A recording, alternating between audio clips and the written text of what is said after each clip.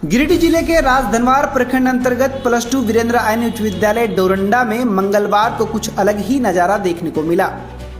यहाँ न कोई राजनीतिक दल था, न कोई बैनर पोस्टर की होड़ थी, लेकिन माहौल एकदम चुनावी था।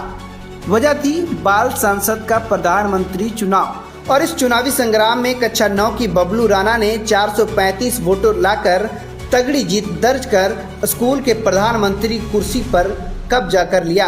चुनाव की तैयारी पूरी तरह से लोकतांत्रिक रही। बाकायदा चुनाव आयोग का गठन हुआ, नामांकन और नाम वापसी की तारीखें तय की गई और आचार संहिता का ऐसा पालन हुआ मानो कि असली नेता भी सीख ले। मतदान प्रक्रिया की कमान थी छात्रा मुस्कान शर्मा के हाथों में। जिन्हें पीठासीन पदाधिकारी की जिम्मेवारी दी गई। उनके साथ सुलोचना कुमारी, मौसम परवीन और रिया कुमारी ने मतदान अधिकारियों की भूमिका में खूब दम दिखाया। मतदान की प्रक्रिया सुबह 10 बजे से शुरू होकर दोपहर 2 बजे तक चला। फिर 2:30 बजे शुरू हुई मतगणना, जिसमें टीचर मनीष कुमार, पवन कुमार, विजेंद्र कुमार चौधरी, प्रदीप कुमार साहू ने गिनती की कमान संभाली।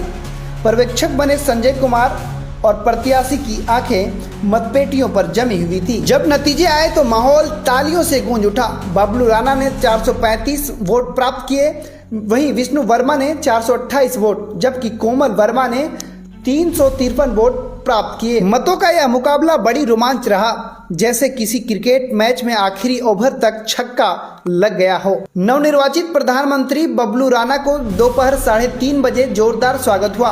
प्रधानाचार्य विनोद प्रसाद यादव ने उनका उज्जवल भविष्य की कामना करते हुए कहा, हमें उम्मीद है बबलू विद्यालय में अनुशासन और नेतृत्व का उदाहरण बनेंगे। इस बाल संसद चुनाव में न सिर्फ विद्यार्थियों को लोकतांत्रिक का अभ्यास कराया, बल्कि यह भी दिखाया कि अगली पीढ़ी वोट और नोट की कीमत अच्छे से समझती है। बस फर्क इतना है कि यहाँ न कोई नोट बांटे गए और न कोई जातियां समीकरण, सिर्फ छात्र हित की बातें और शुद्ध मतदान। बधाई हो बबलू प्रधानमंत्री जी, अब स्कूली मुद्दों पर आपकी सरकार चलेगी और विद्यार्थी आपसे सवाल भी करेगी। तो वीरेंद्र आर्य उच्च विद्यालय डोरंडा में बाल संसद के प्रधानमंत्री पद का चुनाव चल रहा है, जिसमें 3 प्रत्याशियों ने भाग लिया है। और इससे बजाते जिस प्रकार से चुनाव कमीशन आयोग के द्वारा बच्चों को प्रत्याशियों के नामांकन के लिए समय दिया जाता है, उसी प्रकार बच्चों को नामांकन के लिए समय दिया गया। फिर नाम वापसी का समय निर्धारित किया गया। फिर बच्चे अपने समर्थक प्रस्तावक के साथ नॉमिनेशन, जो उससे नोडल शिक्षक है उसके पास नॉमिनेशन किए। फिर बच्चों के लिए प्रचार प्रसार के लिए समय 3 दिन का दिया गया। बच्चे काफ़ी इसमें सक्रिय रहे, अपने समर्थकों के साथ गांव मोहल्ले में, विद्यालय में, क्लासेस में जा करके काफ़ी सक्रिय भूमिका में रह करके बच्चे प्रचार किए और लग रहा था वास्तव में लोकतंत्र का जो एक मजबूत रीढ़ होने